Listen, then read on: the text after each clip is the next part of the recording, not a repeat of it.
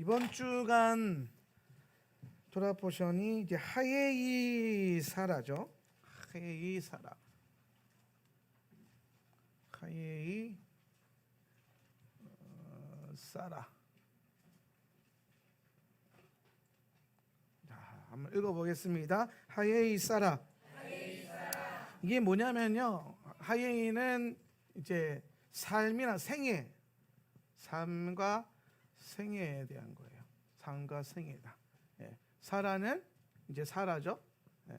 그러니까 사라의 삶, 생애 이런 얘기를 하고 있는 겁니다. 자, 하예이 사라가 되면 매년 하예이 사라가 되면 우리가 반드시 묵상하고 배우고 가야 될 게 있어요. 그게 뭐냐면 사람이 어디에서 와서 왜 삶이 어디로 가는가에 대한 이 철학적인 질문에 대해서 성경이 대답하는 게 뭐냐면 사람은 살기 위해서 사는 것이 아니라 죽기 위해서 사는 것이다. 죽음에 대해서. 그래서 사실은 이번 주간에는 우리는 토라가 말하고 있는 죽음에 대해서 분명한 묵상과 깨달음을 갖고 있어야 돼요. 우리가 죽음을 생각하면 가장 먼저 떠오르는 것은 뭡니까? 두려움이죠. 두려움. 우리는 죽음이라고 하는 이 두려움을 항상 이제 그 경계심을 갖고 있는 것 같아요. 그런데 우리 토라가 무슨 얘기를 하냐면 토라는 항상 죽음이 끝이 아니다라는 거예요. 죽음이 끝이 아니다. 죽음이 왜 두렵냐면은 죽음의 현상을 보기 때문에 두려운 거예요. 죽음의 현상. 죽음의 현상이 뭐냐면은 끝이거든요. 그러니까 죽은 사람을 시체를 보세요. 죽은 사람, 누가 죽었다라는 걸 떠올렸을 때 끝났다는 것을 현상적으로 볼 수 있죠. 현상으로 보면은 끝난 거예요. 그런데 이 세상은 현상만 있는 게 아니라 뭐가 있냐면은 실상도 있어요. 현상과 실상, 요거를 분리해서 볼 수 있어야 된다는 거예요. 뭘 분리한다고요? 현상과 실상. 우리는 이걸 같다라고 생각하는데 아니에요. 같지 않아요. 현상과 실상은 다르다라는 거예요. 현상과 실상은 다르다. 자, 물질은 현상이에요, 실상이에요? 현상이죠. 물질은 현상입니다. 물질은 현상이에요. 그러면 영은 이제 물질계가 있고 영이 있으니까 영은 뭐예요? 그렇죠. 영이 실상이에요. 이게 이제 성경이 우리에게 가르치는 말하는 거예요. 영이 실상이다. 근데 우리는 반대로 생각한단 말이에요. 이게 실상이라고 생각한단 말이에요. 보이는 것. 그래서 이 현상을 넘어서 실상으로 가는 게 믿음이에요. 현상을 넘어서 실상으로. 그러니까 죽음을 현상으로만 보면 두렵죠, 당연히. 다 끝난 것 같고 멈춰진 것 같으니까. 근데 죽음을 실상으로 보니까 어디로 연결져요? 이 땅에서의 현생은 죽었는데 현상이니까 현생은 끝났는데 실상으로 보니까 뭐로 연결돼요? 영생은 시작되더라는 거예요. 현상은 끝났는데 실상 안에서 영생이 시작되는 게 뭐라? 죽음이라는 거예요. 죽음. 그래서 죽음을 모트라고 합니다. 읽어봅시다. 모트. 모트는 맴은 진리를 의미하는 것이고요. 타브는 뭐예요? 완성을 의미하는 거예요. 완성. 진리, 완성. 가운데 바브는 이거 두 개를 연결하는 거고, 연결하는 거예요. 바브는. 그래서 죽음이라는 것은 결국에 뭘 말하냐면은 진리를 완성하는 것이 죽음이다라는 거예요. 그래서 제가 이걸 묵상하는 가운데 그런 깨달음을 하나 얻은 게 있어요. 고백해봐. 사람은 살아가는 존재가 아니라 이루어가는 존재다. 아멘. 이거 좀 깊이 한번 묵상해 보세요. 사람은 살기 위해서 존재하는 것이 아니라 이루어가기 위해서 존재하는 것이다라는 거예요. 그래서 예수님이 죽으실 때 뭐라고 하셨어요? 그렇죠. 다 이루었다라는 거예요. 다 이루면 뭐예요? 진리를 완성. 예수님의 삶은 십자가의 죽음이 당신의 진리를 완성하는 거였어요. 예수님은 살기 위해서 이 땅에 오신 것이 아니죠. 예수님이 이 땅에 왜 오셨습니까? 이 일을, 이 십자가에서 행하실 그 놀라운 일을 이루기 위해서 이 땅에 오신 거예요. 그래서 예수님의 모든 생애는 이것을 이루기 위해서 방향을 설정하고 걸어가셨고, 이것을 목표로 살아가신 거죠. 그러니까 이거는 살기 위해서 사는 것이 아니라 이루어가는. 그런데 그 십자가 아래에 있는 수많은 로마의 군중과 유대인들과 많은 사람들이 십자가에 달린 예수님을 보고, 현상을 보고 뭐라고 말합니까? 네가 진짜 하나님의 아들이거든, 거기서 내려와 봐라, 이 말이 뭐냐면, 야, 거기서 너 끝날 거야? 끝날 거야? 십자가에서 끝날 거야? 너 하나님의 아들이라며, 너 이스라엘의 왕이라며, 그러면 끝내지 말고 내려와서 살아보라라는 거예요. 그런데 예수님은 거기에 이런 방구도 하지 않습니다. 왜냐? 예수님은 그걸 하기 위해서 오신 게 아니에요. 예수님은 살려고 오신 게 아니에요. 예수님은 죽으러 오셨죠. 근데 사실 이 죽음에 대해서 세상에 예수님이 죽으러 오셨대 이런 게 아니라, 그 현상을 자꾸 보니까 그래요. 예수님의 죽음도 여러분 현상으로 보면서 막 눈물 쥐어짜고 이런 거 하지 마세요. 예수님의 죽으심을 이루심으로 봐야 돼요. 그리고 그 이루심이 여러분의 이루심이 돼야 된다고. 그래서 우리가 뭐합니까? 기독교가 뭐예요? 멀쩡한 사람 잡아다가 십자가 지고 죽으라고 가르치는 게 기독교란 말이에요. 잘 살아보겠다고, 영광스럽게 살아보겠다고, 영화롭게 살아보겠다고 열심히 사는 사람들 잡아와가지고 니 죄인이다 하면서 막 계속 못 받고 그러면서 갑자기 이제 변화시켜 놓고 뭐랍니까? 이제 가서 죽어라 이 얘기하잖아요. 이게 기독교란 말이에요. 살기 위해서 믿는 종교가 아니라, 기독교는 애초에 예수께서 본을 보이셨듯이 죽기 위해서 믿는 거고, 그 죽음은 단순히 현상에서 보는 끝이 아니라 실상에서 보는 시작으로 나아가는 것이고, 이렇게 나아가기 위해서 우리는 뭐가 필요하냐? 이룸이 필요하다는 거예요. 이루어가는 것.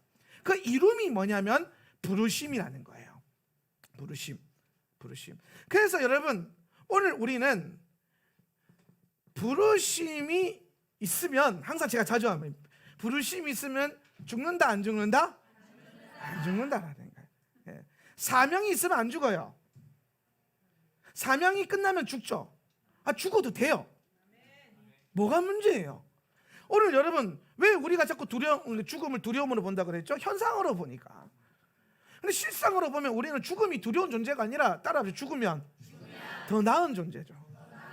옆에 있는 분들에게 알려줘요. 우리는 죽으면 더 낫대요. 시작.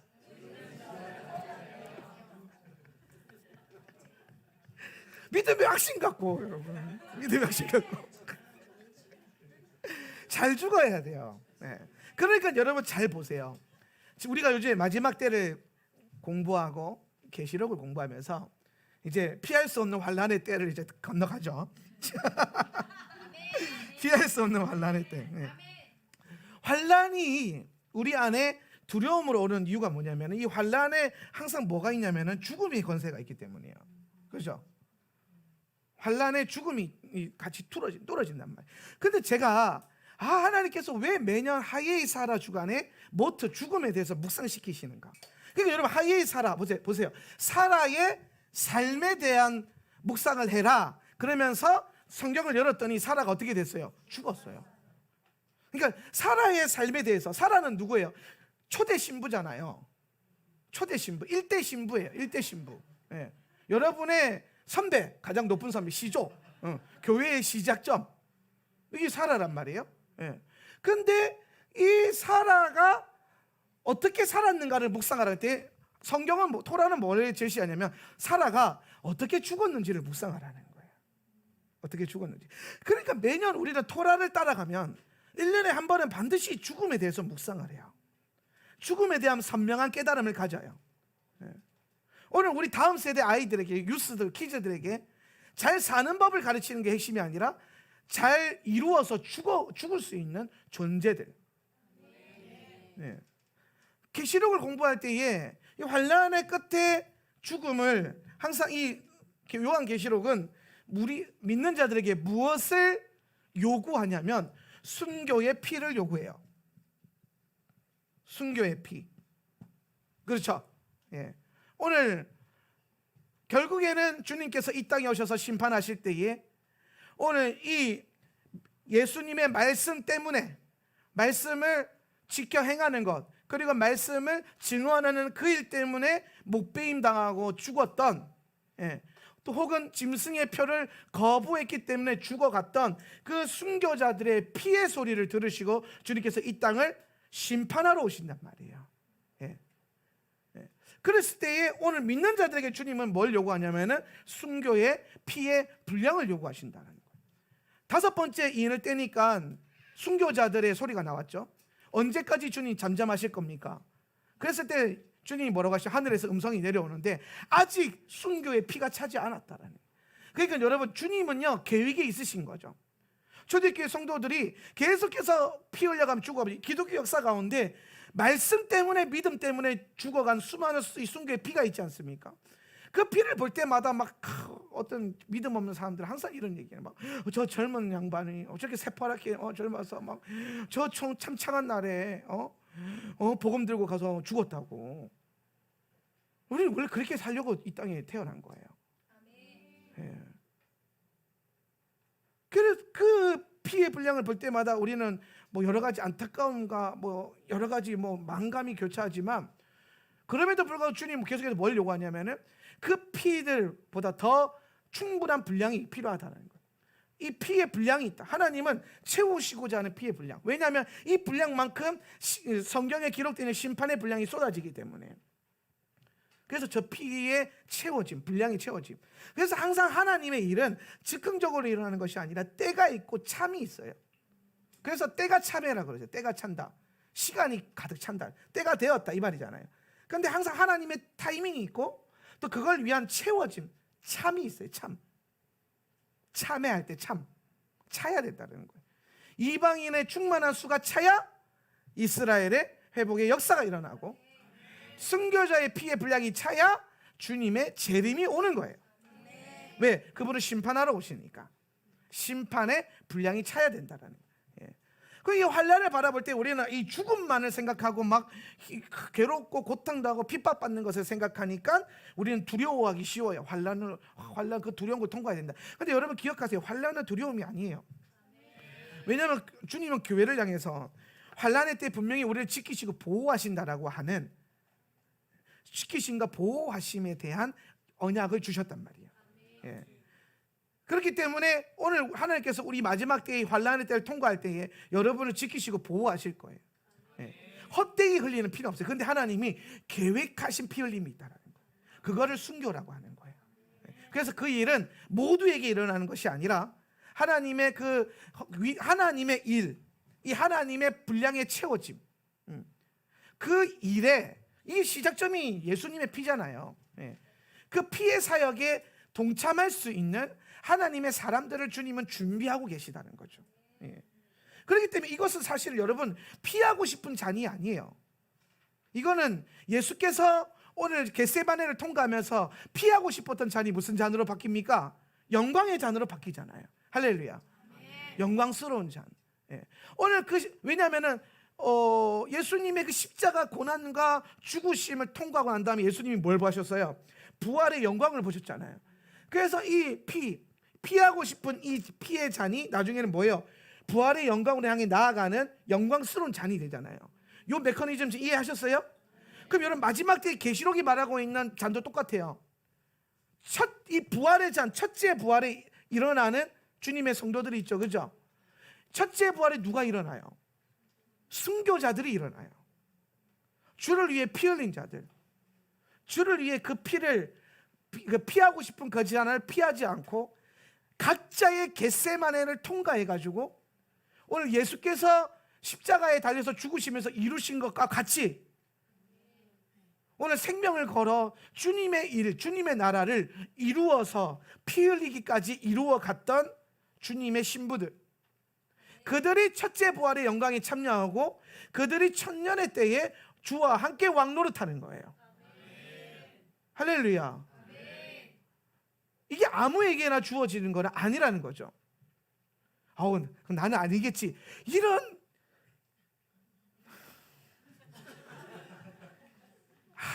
여러분 이게 소망이 돼야 돼요. 이게 소망이 되는 이유가 뭐냐면 이게 두려움으로 안 연결되어야 되는데, 왜냐하면 죽음에 대한 분명한 묵상, 현상과 실상에 대한 분명한 가르침, 토라에 대한 가르침이 있으면 이게 두렵지 않은데 오히려 이게 영광이 돼버리죠. 그러니까 여러분 이게 이게 원함이 되지 않겠습니까?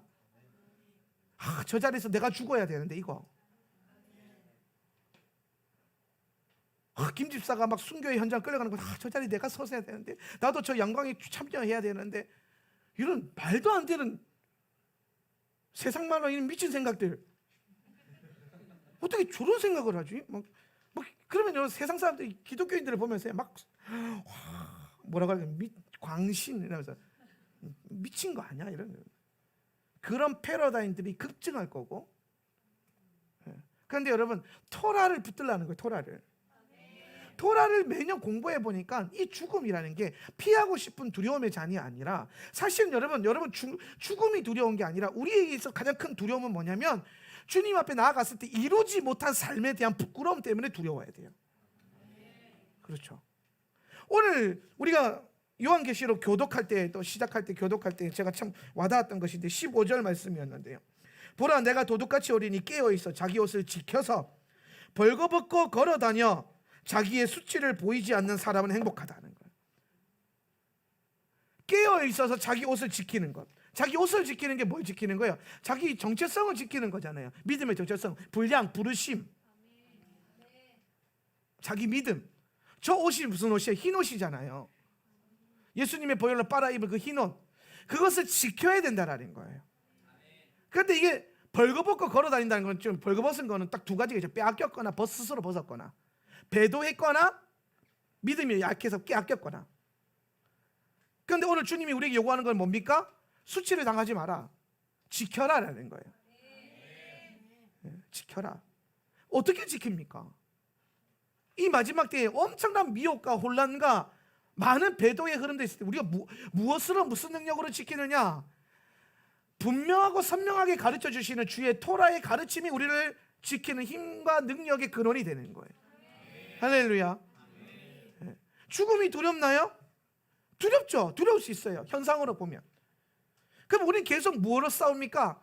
현상으로 보는 이 육안이 아니라 실상으로 보는 영안을 끌어올리기 위해서 기도하고 말씀 보는 거예요. 토라포션 하이에이사를 처음 들으면 뭐 죽음이 저런 거, 은혜는 되는데 나는 못하겠어, 당연한 거예요. 2년째 좀 나아질 거예요. 그런 거구나, 작년에 들었는데 기억은 난다. 그래도 뭐 발전 없을 거야, 한 그 정도 수준.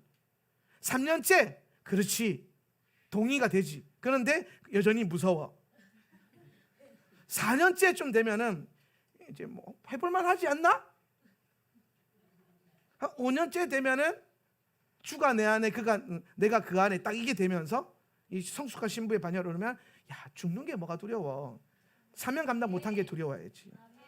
주님 앞에 섰을 때 부끄러움 당한 게 두려운 거지. 여러분 한 번 부끄러움 당하면요, 왜 그렇게 부끄러움 당한 게 두려워야 되냐면 영원의 영생이잖아요. 그렇죠? 죽으면 영생으로 연결된다고. 영광스럽게 죽으면 그 영광이 영원해요. 부끄럽게 죽으면 부끄러운 게 영원해요. 그런 인생 되지 말라는 거야. 이해되십니까? 주님 앞에 영원이라는 게 뭐예요? 이게 계속 영원해지는 거잖아요. 오늘 주 앞에 영광스럽게 부활하고 영광스럽게 그 선자들은 그 영광이 해의 영광, 달의 영광, 그 별의 영광들이 계속해서 빛날 거란 말이죠. 그런데 부끄럽게 올라간 사람들, 그 부끄러움이 계속해서 막 잊을만 하면 올라오고 잊을만 하면 올라오는, 쓴뿌리 같은 게 아니라 희미한 영광. 그러니까 여러분 희미하게 믿지 말고 분명하고 선명하게 믿으려면 토라 붙들어야 돼요. 그러니까 제가 참 감사한 게 뭐냐면, 매년 하이에이사라를 마주하면서 이 죽음에 대한 본질, 현상이 핵심이 아니라 실상으로 가는, 영의 실상으로, 결국에 죽음은 뭐냐면은 현상을 끝내고 현생을 영생으로 연결하는 통로가 죽음이란 말이에요. 그러니까 그 통로가 거룩하고 복될수록 우리의 이 영생이 거룩하고 복되지기 때문에, 할렐루야.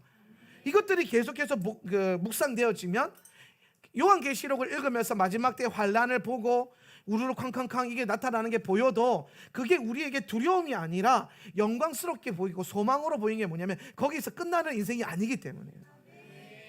그러니까 자꾸 현상이, 여러분 세상은 계속해서 현상 그럴 거예요. 계속 그 현상에 압박이 들어올 거고 현상의 두려움이 들어올 거예요. 오늘 그럴수록 우리는 더욱 하나님의 말씀에 집중해서 실상을 붙드는 인생이 되셔야 됩니다. 네. 마지막 때에 왜 성도들이 배도할까요? 왜 교회가 배도할까요? 현상을 보니까 배도하는 거예요. 실상이 없으니까 배도하는 거예요. 실상에 대한 가르침, 실상에 대한 선명함, 지금 우리가 받고 있는 환난과 고통과 고난, 그리고 우리 눈앞에 펼쳐지고 있는 교우들의 그 순교와 죽음에 대해서 그걸 볼 때에 실상이 없이 보니까 두렵고 피하고 싶은 거예요. 교회는 앞으로 계속해서 그 실상 없는 믿음 때문에 흔들릴 거예요. 오늘 많은 성도들이 제가 부흥회를 하거나 유튜브 사역하면 하나같이 하는 말씀이 있어요. 뭐냐? 목사님 갈급해요. 갈급하다는 거예요. 그걸 말 들으면 막 환장하겠어요. 왜? 아니 예수님이 분명히 우리에게 영원히 마르지 않는 생수를 주셨는데 왜 갈급하지? 문제가 있더라고요. 두 개의 문제가 있어요. 첫 번째, 교회가 그 생수를 안 줘요. 교회가 영원히 마르지 않는 예수와 안에 있는 생수를 성도들에게 줘야 되는데 엉뚱한 걸 줘요. 마치 그냥 공장에서 찍어내는 그냥 음료수 같은, 먹을 때는 입에 단데 먹고 나면 몸에서 썩어버리는 그 불가리인가요? 그 불가리스의 원조가 되는 그 장수촌 있잖아요. 처음 들어보세요? 그 오래 장수하는 분들이 많은 그 동네가 한 군데 있어요. 근데 그분들이 이제 그 오래 살았던 비결이 뭔지 연구해 보니까 그 동네는 이제 막 춥고 그래서 이제 이게 소젖을 짜서 발효시켜서 먹는 요구르트 있잖아요. 요거트를 그냥 일상에서 자꾸 먹었대요. 수제 요거트를.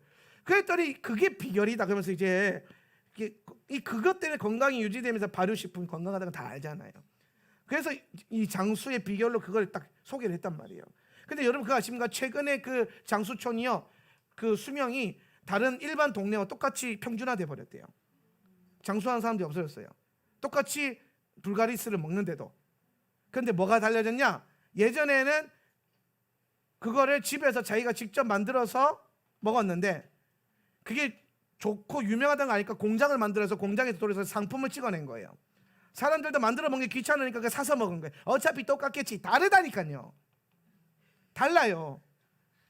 공장에서 찍어낸 거랑 사랑과 정성을 담아서 티벳버섯인가 뭔가 그런 걸로 막 이렇게 이렇게 막 배양해 가면서 막 만들어내는 게 달라요. 공장에서 찍어낸 그게 흔히 말하는 흰말 타고 온 미혹이라니까. 그게 똑같아 보이겠지. 먹으면 똑같이 효능이 생기겠지. 과학이 똑같다라고 인준해줘도 먹어보니까 장수하는 게 끊어져 버리잖아요. 뭔가 사람이 만든 거, 하나님이 만든 자연스러운 발효가 아니라 사람이 만든, 사람이 간섭하고 개입한 뭔가 들어오니까 이 장수하는 축복이 끊어져 버려요. 그젠가 우리 전도사님, 에스 전도사님이 요만큼 종이컵에 반잔 이렇게 요거트를 티벳버섯으로 만들어서 막 일주일 내내 키웠는데 그만큼밖에 안 나온대요. 그러니까 나가서 한 1,000원 주고 사 먹으면 이만큼 나오잖아요. 근데 이만큼 나오더래요. 근데 그게 먹는데 확실히 몸에 좋은 느낌, 그 느낌 그대로 이루어지죠다. 그게 다르다니까요. 달라요. 꿀도 보세요. 이제는 다 알지만은 꿀이 몸에 좋았는데, 꿀이 몸에 좋다는 거 알고 벌에다 설탕을 디립다 미겨가지고 꿀을 만들어 놨더니 사양꿀, 그게 설탕물이지 그게 꿀입니까? 벌이 만들어낸 설탕이잖아요. 그거 먹었더니 생긴 건 꿀 같은데 달라요? 똑같아요? 달라요. 그거 요만한 거 한 병에 8,000원이면 사잖아요. 진짜 꿀 요만한 거 하나 20만 원, 30만 원 가요. 좋은 거는. 제가 꿀을 좋아해서 하는데 막 그런 거 막 진짜 유명한 꿀 요만큼인데 그거 얼마야 하니까 목사님이니까 싸게 해드릴게요. 얼마인데? 30만 원 이러는 거예요. 비싸요. 값어치가 차이가. 근데 그만큼 몸에 좋아요. 달라요. 자연적으로 만들어내는 거. 세상은 점점 비슷해 보이는 현상을 갖고 와가지고 들이붙는 거예요. 교회도 마찬가지. 교회가 뭐 그렇게 탁월한 게 필요해요. 뭐 시스템적으로 뭐 교회 성장하기 하여튼 문제야. 교회 성장하기. 유명한 그 CEO들의 리더십을 교회 안에 집어넣고, 유명한 회사 뭐 삼성전자의 뭐 시스템을 교회 안에 집어넣고 막 효율적으로 보여서 그걸 갖고 왔는데, 효율적으로 돼서 사람들은 많아졌는데 거기 있는 사람들이 하나같이 하는 말이 뭐냐? 갈급해요. 목말라요. 교회가 뭔가 효율적으로는 됐는데 진짜를 못 줘요. 예배를 효율적으로 드려야 되니까 1시간 안에 다 끝나야 돼요. 왜? 사람들이 집중해야 되고 자주 와야 되고, 처음 왔던 사람 시험 들어서 다음부터 안 오면 안 되니까. 우리 교회는 그 시험의 문턱이 높잖아요. 왔는데 앉았는데 뭐 1시간이면 끝나겠지 했는데 2시간 반 달리니까 다시 오나 봐라 그러면서. 근데 여러분, 살려야 돼요. 물을 길어다 먹어야 돼요. 근데 교회가 그걸 못 주니까 교회 다니는 성도들 입에서 무슨 말이 나오냐? 갈급해요. 목말라요. 그러면서 유튜브를 찾아다니죠. 시원합니까? 안 시원하죠. 왜? 그것도 역시 마찬가지예요. 그것도 생수가 아니에요. 오늘 주님이 주신 시스템, 교회 공동체라고 하는, 오늘 주님의 보좌와 연결되어 있는, 여러분 교회가 무슨 뭐 내가 교회지 이런 여러분 이상한 인본주의적인 흐름에 너무 속지 마세요. 여러분이 교회인 건 맞아요. 근데 여러분이 교회의 일부지 여러분이 교회의 전부는 아니에요.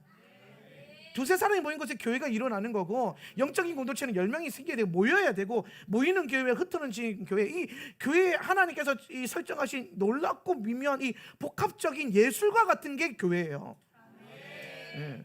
뭐 하나 부족함이 없고 막 하여튼 희한해요. 교회라는 게가. 네. 교회가 왜 이래? 그게 교회예요. 좋은 모습으로만 얼굴 가면 쓰고 앉아 있는 게 교회가 아니라, 때로는 부족함도 드러나고 욕도 먹고, 응? 부끄러워가지고 막 얼굴도 못 힘들고 막 교회를 나가야 돼 말이야. 이런 고민도 들 정도로 막 너무 오픈했나 막. 아니, 목사님이 안 왔으면 좋겠다. 집에 신방 이런 거 막 부담스럽게 막. 꼭 가면 내가 막 이렇게 그 냉장고 문 것도 열어보니까 막 냉장고를 좋아해가지고. 그러니까 안 왔으면 좋겠고, 막 서로 성도들끼리 그냥 적당히 그냥 예배당 들으면서 할렐루야 인사부터 웃으면 왔다가 웃으면 나가면 그 정도로만 딱 만족했으면 좋겠고 막 이런 것들. 근데 교회는 그게 아니에요. 성경이 가르치는 교회 보니까 아주 복잡하고 깊고 넓으니까 불편한 게 있는 거예요. 제가 주중에 한 목사님이 오셔가지고 이제 막 우리 하울람 교회를 리스펙하는 목사님인데, 제가 이제 이런 얘기를 해서 이런저런 얘기를 하다가, 목사님 많이 지쳐 보이는데 한 1년 정도 제주 가서 쉬면서 여기 목회 교회가 어떻게 돌아가는지 한번 봐라. 그리고 가서 교회를 다시 개척해라. 그걸 권면을 드렸어요. 자기 너무 좋다는 거예요. 우리 교회가 물어봐요. 우리 교회 괜찮은 것 같아요. 그러니까 자기가 꿈꾸는 교회라는 거야, 이 교회가. 그래서 내가 웃었죠. 와보면 생각이 달라질걸요.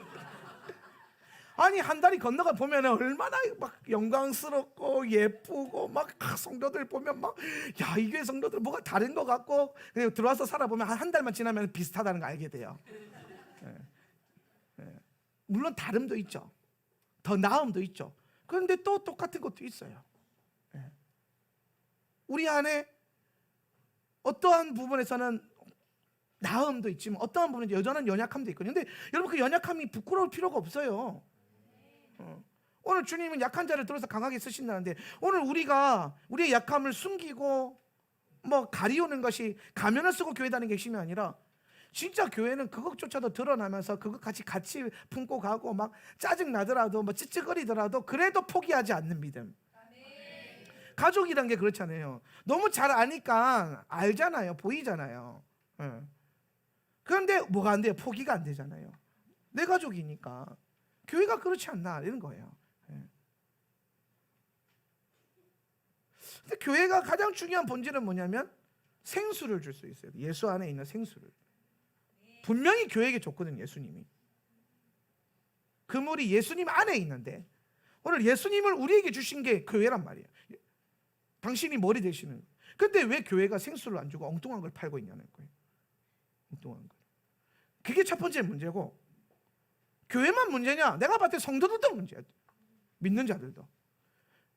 오늘 여러분 이번 주가 하이사라 본문에 보면은 리브가가 신부로서 어떻게 부름받는지 장면이 나옵니다.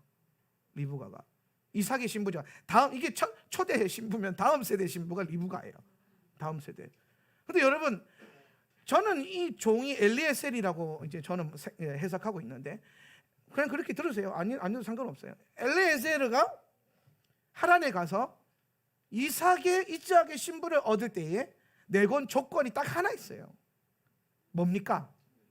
물을 길러 먹일 줄 아는가? 이거 그냥 놓치면 안 돼요. 지금 오늘 교회의 문제가 뭐라 그랬어요? 목마른 거. 교회가, 신부가 뭘 못해요? 물을 기를 줄도 모르고 길러 먹일 줄도 몰라요.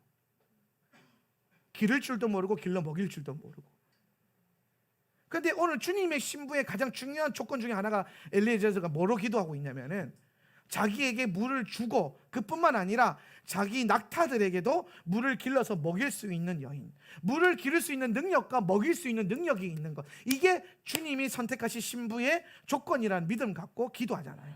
저는 여기서 마지막 때 교회가 가져야 될 중요한 조건 두 가지를 발견했어요. 첫 번째, 물을 기를 줄 알아야 된다.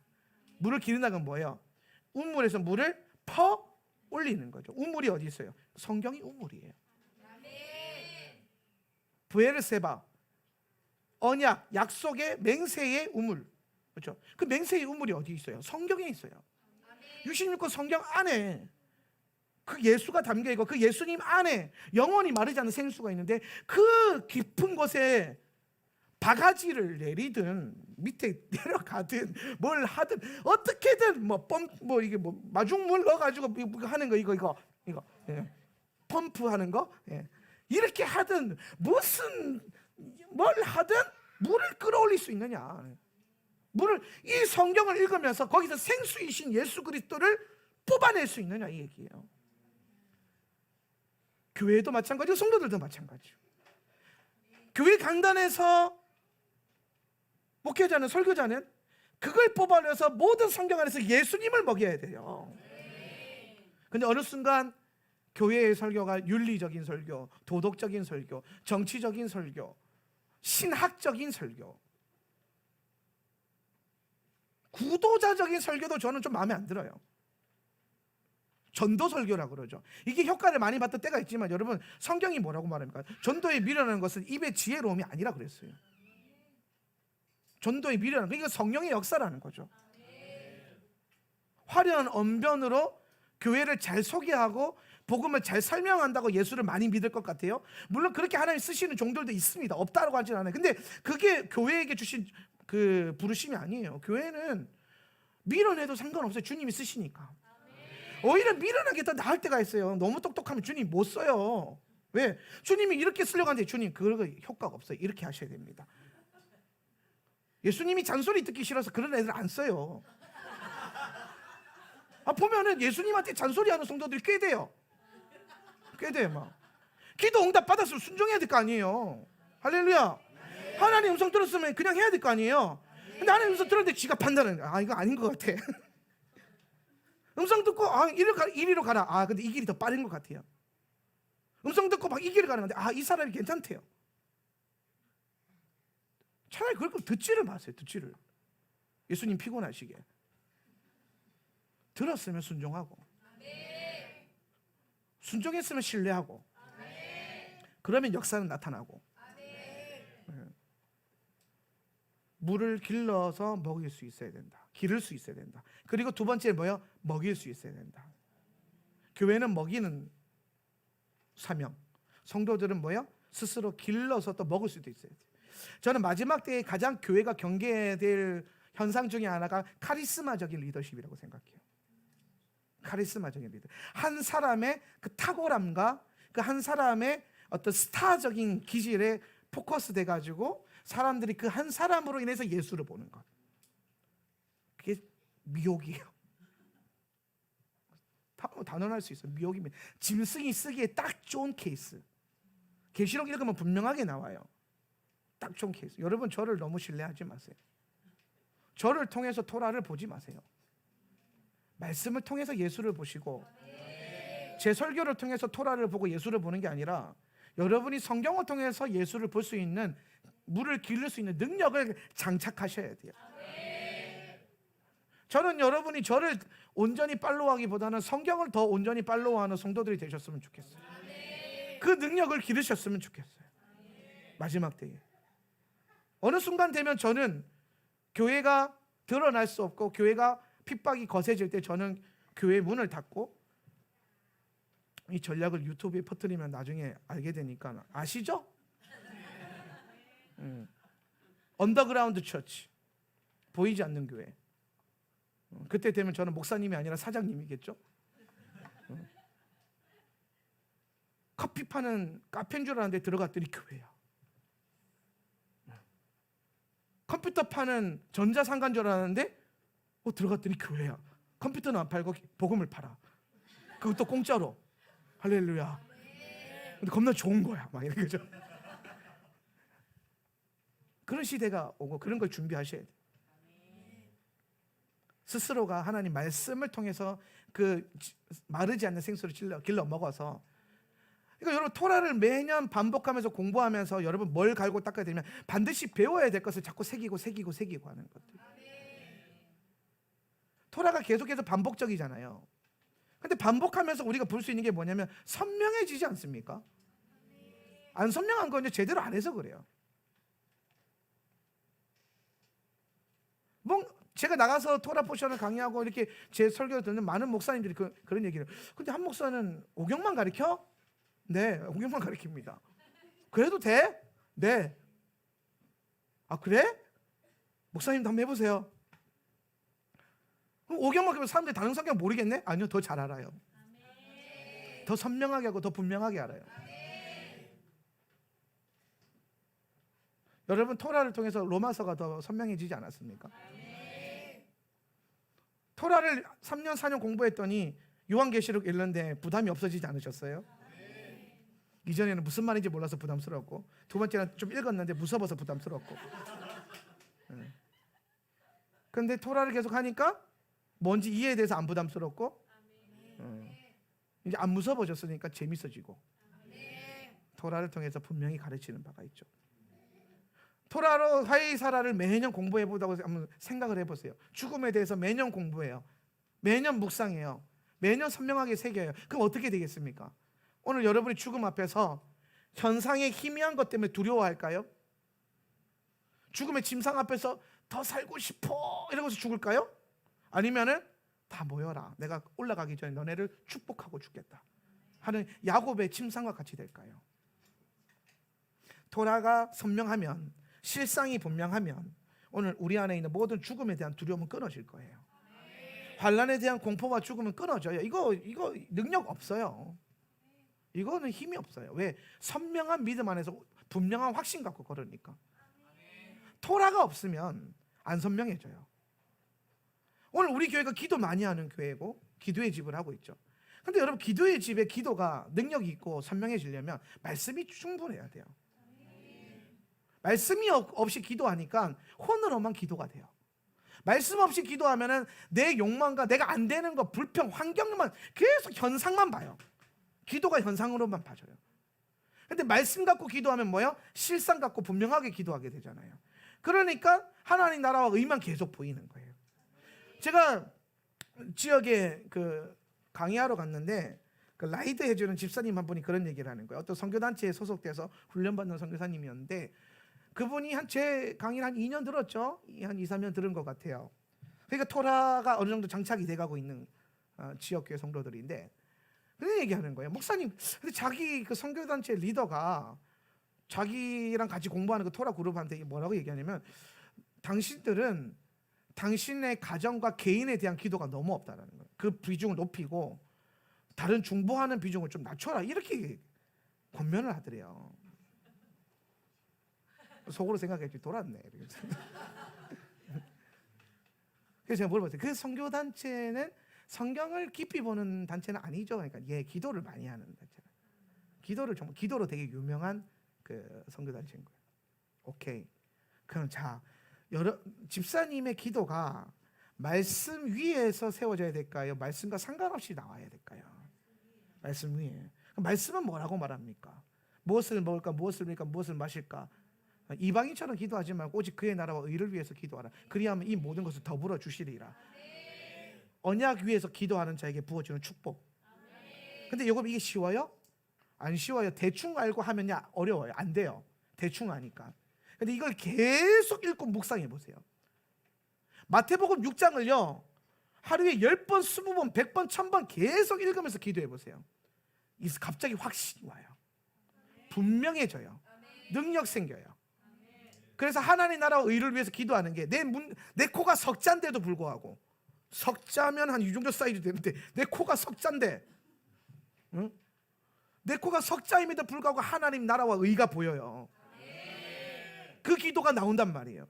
그 집사님이 그랬대요. 근데 리더님, 내가 내 가정과 내 기도하려고 앉으면 자꾸 하나님 기도를 바꾸신다, 성령이. 그럼 그분이 뭐냐? 아니다. 의지적으로라도 가정과 너를 위해 기도해라. 이렇게 가르쳤다는 거예요. 근데 이 양반이 자꾸 토라를 들으면서 부딪히는 거예요. 그게 성경은 그게 아니라 한데 저 리더는 또 우리 그렇게 있잖아요. 권위에 순종해야 되고 막 이런 게 있잖아요. 예. 그랬더니 이제 이분이 이제 무슨 생각하냐면, 이제 내가 이제 거기서 나와야 될 때가 됐나 보다. 그 훈련이 끝나고 말씀 훈련 시키려나 보다. 탁월합니다라고 해줬죠. 말씀 따라가야 돼요. 신뢰하는 사람 따라가면 안 돼요. 음성 따라가는 거예요. 그 음성도 성경 안에서 보호받는 거예요. 오늘 우리가 그렇게 걸을 때에 우리는 마지막 때에 분명하게 걸을 수 있어요. 매년 토라를 공부하면서 죽음을 묵상하고 깨달으면 이게 끝이 아니고 현상이 아니라 실상으로 봐야 되는 걸, 이거를 계속 새겨보세요. 매년 어떻게 되겠습니까? 정말 여러분 죽음 앞에 그 실상으로 연결되는 믿음이 세워지지 않겠습니까? 말씀 안에서 분명하고 선명한 것. 매년 똑같은 거 공부한다고 해서 지루할 필요 없어요. 여러분 생각해 보세요. 뭐 마땅한 게 없는데 거울을 봅시다. 거울을 한 번 닦았어요. 한 번 닦고 놔뒀어요. 한 번 닦고 놔둔 거랑 계속 닦은 거랑 무슨 차이가 있을까요? 거울이요, 한 번 닦고 놔두면 언젠가 이게 먼지도 쌓이고 해서 희미해져요. 그죠? 그래서 여러분, 희미한 거울 수백 수천 개 집에 갖다 놓는 게 낫습니까? 먼지 쌓인 거. 아니면은 하나 있는데 겁나 선명해. 막 속까지 다 보일 것 같아. 막 내 영을 뚫어보는 것 같아. 그 거울이 막. 그게 나을까요? 이건 편한 대로 선택하세요. 나는 후자가 좋더라고. 나는 매년 토라를 공부해도 매년 더 선명하고 더 선명하고 더 분명하고, 그러니까 내 인생과 내 걸음이 선명하고 분명하고 흔들림 없고, 그래야 미혹이 와도 안 넘어져요. 저는 여러분의 믿음이 이번 주간에 그것이 훈련되어야 된다 생각을 해요. 할렐루야. 아브라함이 막벨라 굴을 계약합니다. 매매하죠. 마크펠라. 네. 막벨라는요, 참 막벨라 굴을 아브라함이 구입한 목적과 의도가 정말 중요해요. 목적과 의도. 막벨라 굴. 이것도 치울까? 막펠라라고 되어 있죠. 우리나라 성경은 막벨라라고 되어 있는데, 막펠라. 이거 히브리어로 카팔이에요. 카팔. 어원은 카팔. 카팔인데, 카팔은 무슨 뜻이냐면은 이중 구조란 뜻이에요. 이중 구조. 아마도 막벨라 굴이 이중 구조로 되어 있어요. 2층짜리 굴이었던 것 같아요. 그러니까 굴이 있는데 뭐 한 층 있고 또 1층 있고 2층 있고 이런 구조겠죠. 근데 여러분 이게 참 계시적인 게 뭐냐면, 아브라함이 그 많은 그 땅과 굴 중에서 막벨라 굴을 선택한 이유가 뭐냐면, 이 이중 구조란 이름, 즉 아브라함은 뭐에 대한 계시를 지금 갖고 있는 거예요? 세상은 그 물질계와 영계로 이루어져 있다라는 것을 깨닫는 거예요. 지금 이거 어디에 쓰는 거예요? 무덤에 쓰는 거잖아요. 이게 무덤. 사람 묻으려고 무덤에. 무덤은 뭘 상징해요? 죽은 자의 집이잖아요. 죽은 자의 집. 근데 요거를 내가 막벨라를 통해서 뭐로 해버리냐면 죽은 자의 집이 아니라 뭐예요? 영생하는 집으로 바꿔버리는 거예요. 지금 이게 영생하는 집.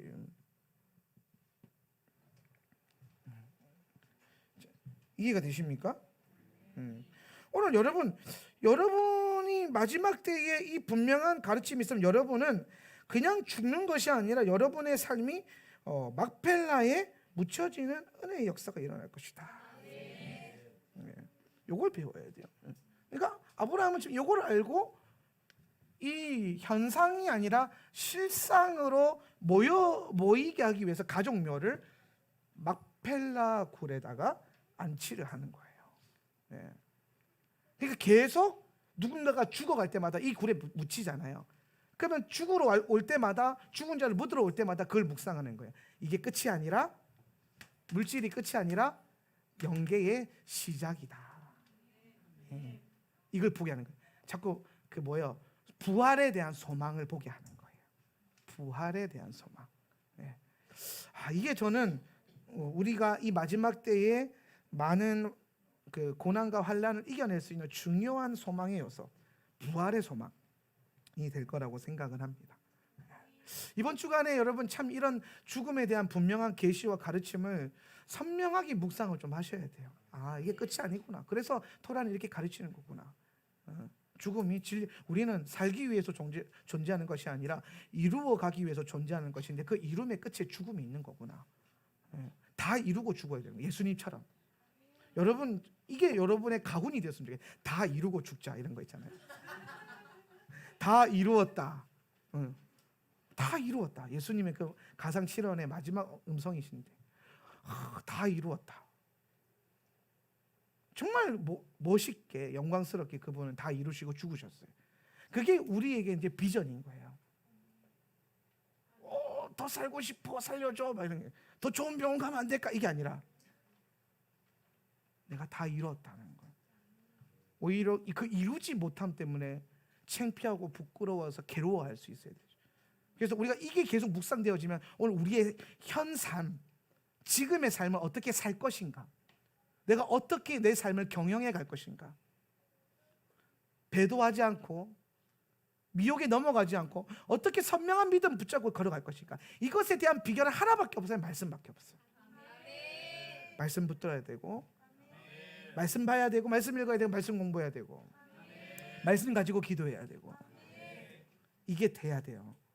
말씀 없는 기도, 여러분의 혼의 만족으로만 끝나버리는 해프닝으로 끝날 경우가 굉장히 많아져요. 물론 그렇게 들이다 부어서 나중에 말씀으로 연결되는 케이스들이 많아요. 그런데 애초에 여러분 제가 비결을 설명해 드려요. 시작점이 말씀이 되게 하세요. 오늘 여러분의 성경책이 기도집이 돼야 돼요. 기도집. 저는 요즘에 지금도 계속 저는 아테프 메시레키의 그 보혈의 기도를 매일 하고 있는데, 제가 이거 이제 매일 하는 좋은 팁을 하나 알려드릴까요?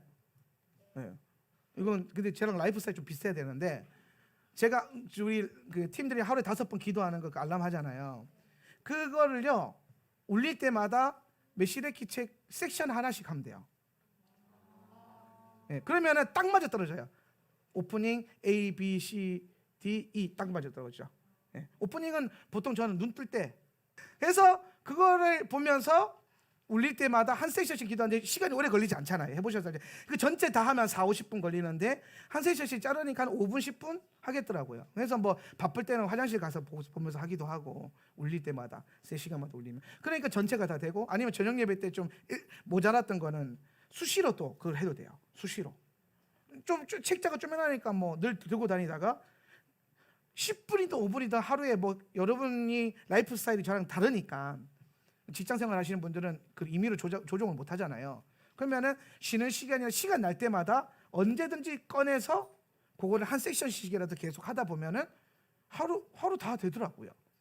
그 모자란 건 저녁 예배 때 와가지고 하기 전에 다 하든지 끝나고 다 나머지 채우든지 그렇게 하니까 계속 하는데, 근데 이게 왜 좋냐면, 왜 이 보혈 기도라는 게 할 때 그거 볼 때마다 뭐가 생각나면 시드로가 항상 생각나거든요. 유대인들이 기도할 때 보는 기도집이 있어요.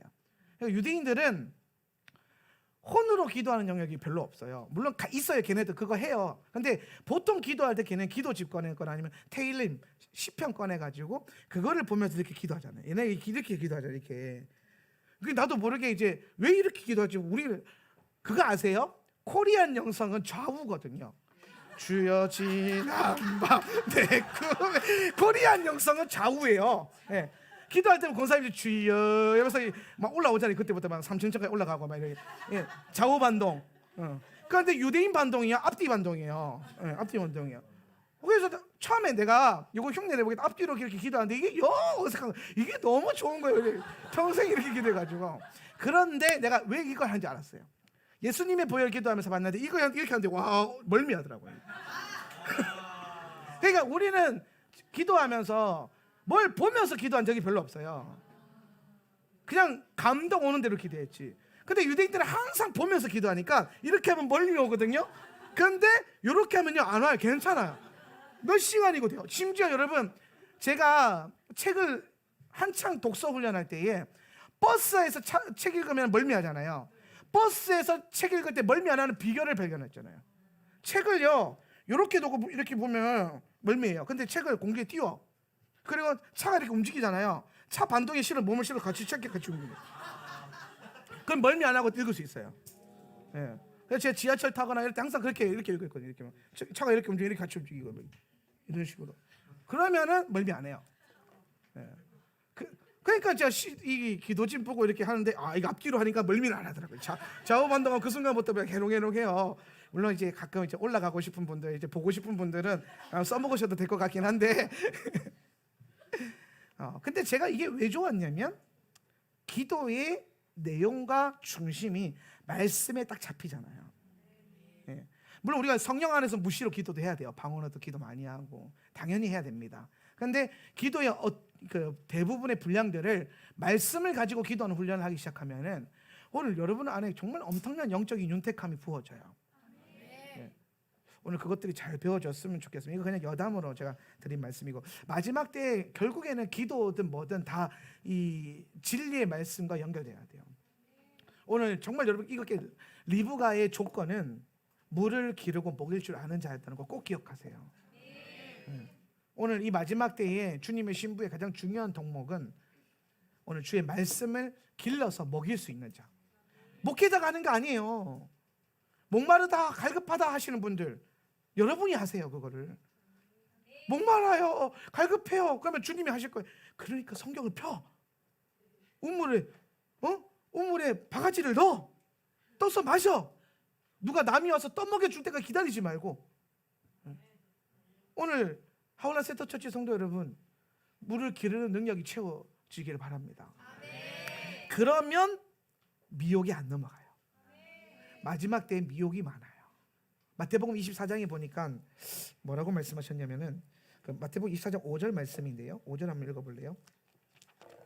읽어보십시다. 시작. 많은 사람이 내 이름으로 와서 말하기를 내가 그리스도이다 하면서 많은 사람을 속일 것이다.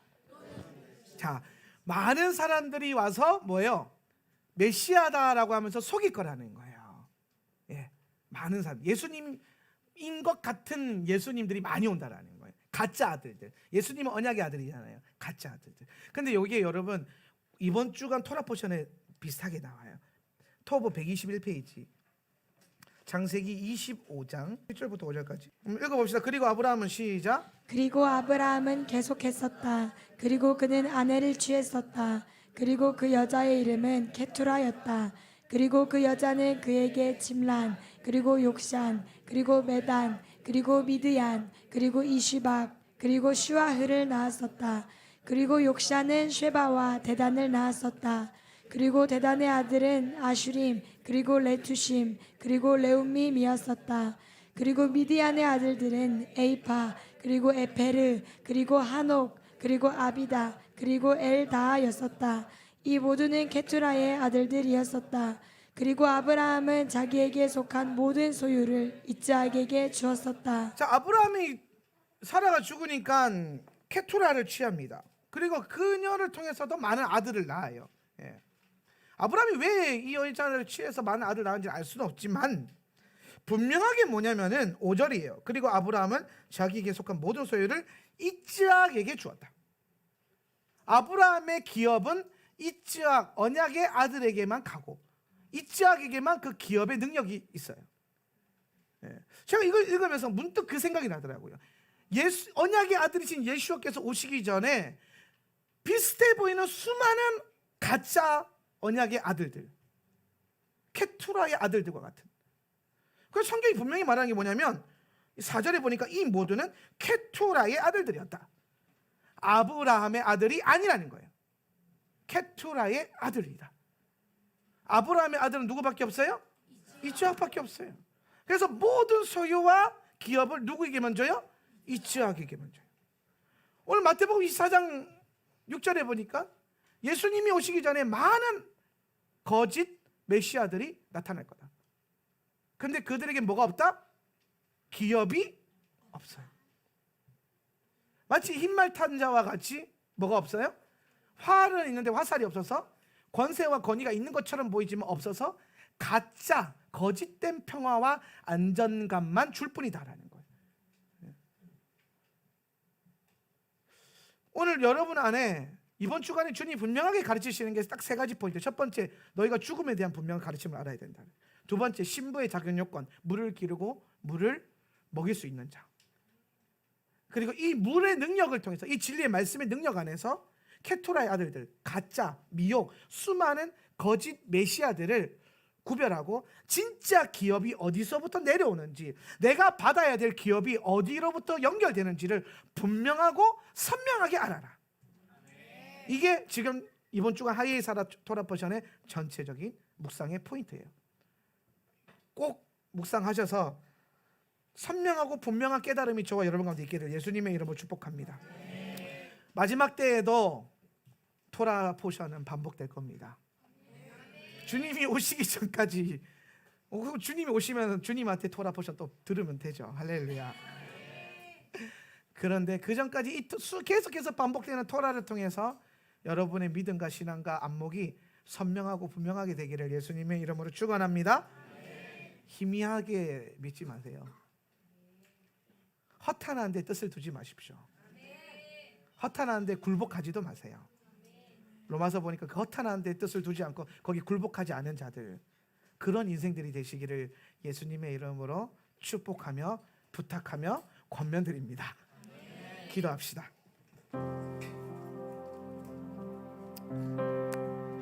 우리 말씀 생각하면서 기도할 때에 먼저 하나님, 우리 안에 토라를 통하여서 분명하고 선명한 믿음을 가질 수 있도록 우리의 영의 눈을 열어 주시옵소서. 오늘 우리의 영적인 눈이 열릴 때에 하나님의 말씀에 대한 분명한 선명함을 갖게 될 것입니다. 말씀의 영을 부어주시고 오늘 그 말씀을 읽을 때에 내 안에 열린 영 안의 능력으로 말미암아 선명하게 아는 은혜가 있게 하여 주시옵소서. 다 같이 한번 간구하며 기도하겠습니다. 주여,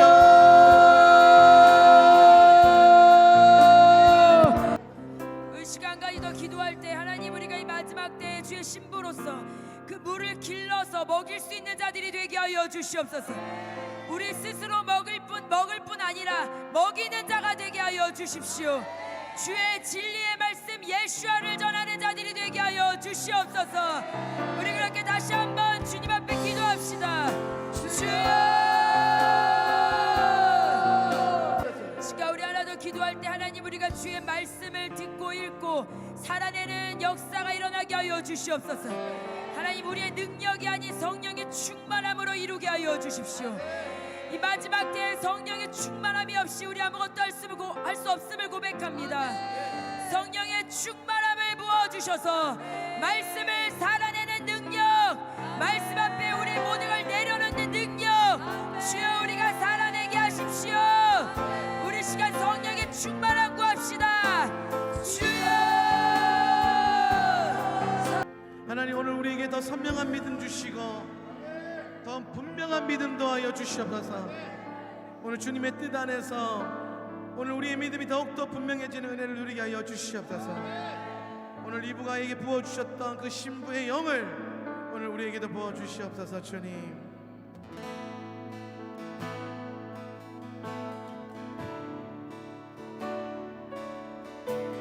내 말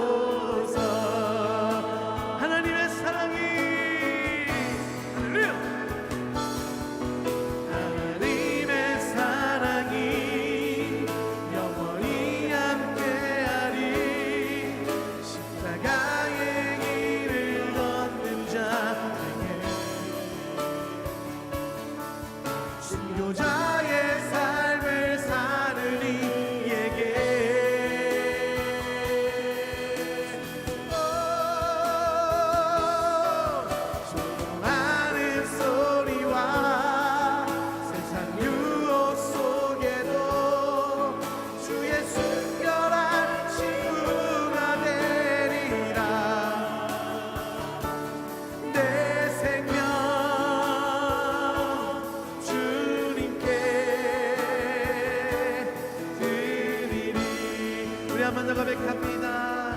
내 마음에 주를 향한 내 마음에 주를 향한 사랑이 나의 말엔 주가 주신 진리로 나의 눈에 주의 눈물 채워주소서.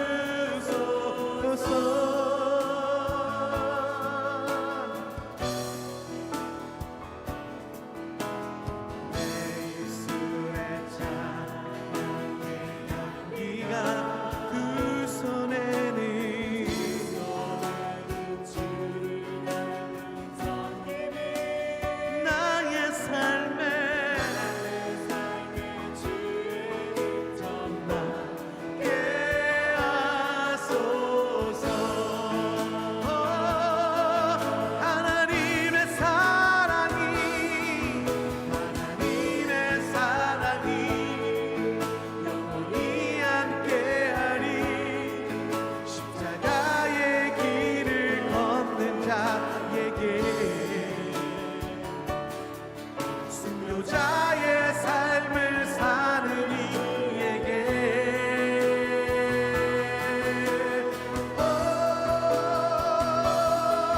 조롱하는 소리와 세상 유혹 속에도 주의 순결한 친구가 되리라.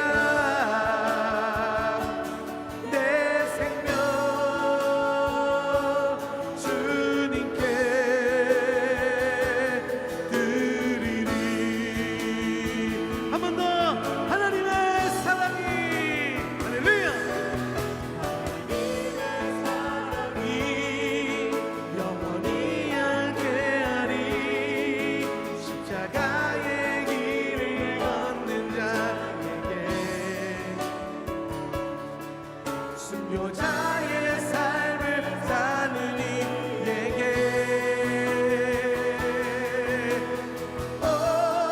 조롱하는 소리와 세상 유혹 속에도 주의 순결한 친구가 되리라. 내 생명 주님께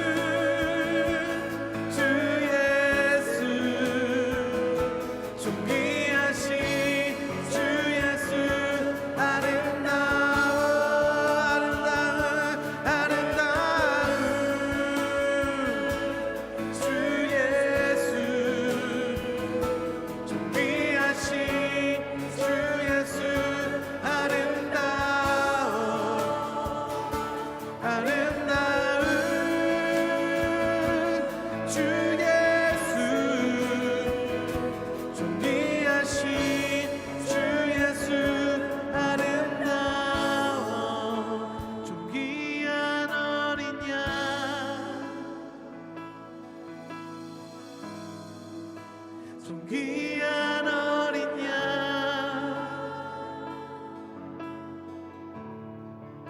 좀 귀한 어린 양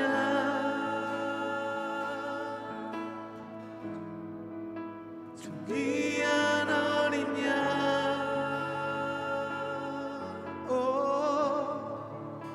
좀 귀한 어린 양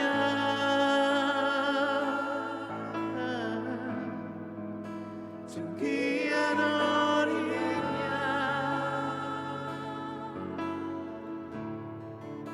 양좀 귀한 어린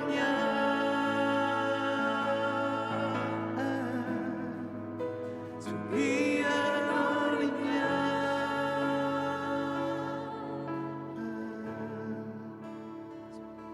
나 가진 것 작을지라도 내 전부를 주께 드려요 나 가진 것 작을지라도 주 발 앞에 모두 드려요 한 번 더 고백합니다 나 가진 것 작을지라도 내 전부를 주께 드려요 나 가진 것 작을지라도 주 발 앞에 모두 드려요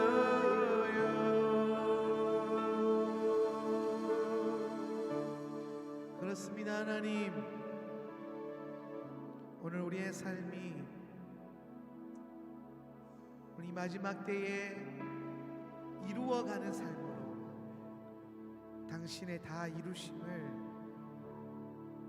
닮아가며 그것이 나의 비전이 되며 그 십자가의 죽음이 나의 죽음이 될 수 있도록 성령님 오늘도 우리에게 믿음의 가르침을 더하여 주십시오 성령님 간섭하셔서 깨닫게 하십시오 성령님 능력 주셔서 살아내게 하십시오 오늘 이것이 말과 귀에만 있는 것이 아니라 우리 입술의 고백을 넘어 믿음의 선포로 확신을 넘어 삶의 행함으로 나아가는 산영 산믿음 되게 하여 주시옵소서 지금은 우리 주 예수 그리스도의 은혜와 아버지 하나님의 극진하신 사랑과 보혜사 성령 하나님의 내주교통 충만 임재하심이 오늘 이 자리에 함께 예배하는 모든 성도들과 또한 인터넷으로 예배하고 있는 모든 성도님들의 그 초소 가운데 지금으로부터 영원히 함께 있을지어다. 아멘.